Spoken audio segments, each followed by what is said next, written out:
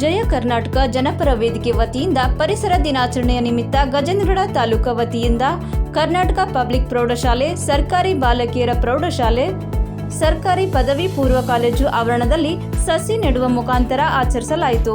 ಈ ಸಂದರ್ಭದಲ್ಲಿ ಸಂಘಟನೆಯ ಪದಾಧಿಕಾರಿಗಳು ಮತ್ತು ಸದಸ್ಯರು ಪಾಲ್ಗೊಂಡಿದ್ದರು.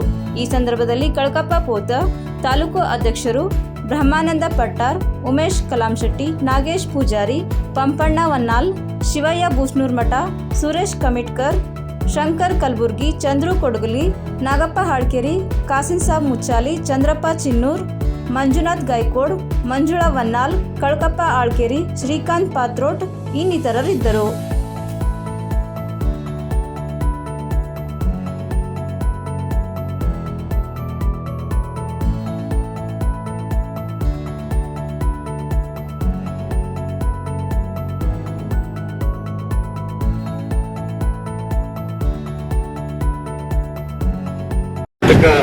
ಜನಪರ ವೇದಿಕೆಯ ವತಿಯಿಂದ ಪರಿಸರ ದಿನಾಚರಣೆ ನಿಮಿತ್ತ ಗದಗ ಜಿಲ್ಲೆ ಗಜೇಂದ್ರಗಡ ನಗರದಲ್ಲಿ ಪರಿಸರ ದಿನವನ್ನು ಆಚರಣೆ ಮಾಡ್ತಾ ಇದ್ದೀವಿ.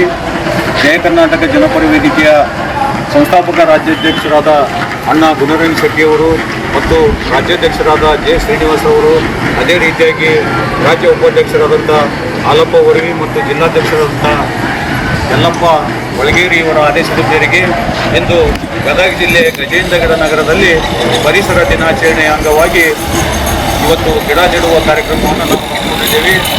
ನಮ್ಮ ಸಂಘಟನೆಯಿಂದ ರಾಜ್ಯಾದ್ಯಂತ ಇವತ್ತು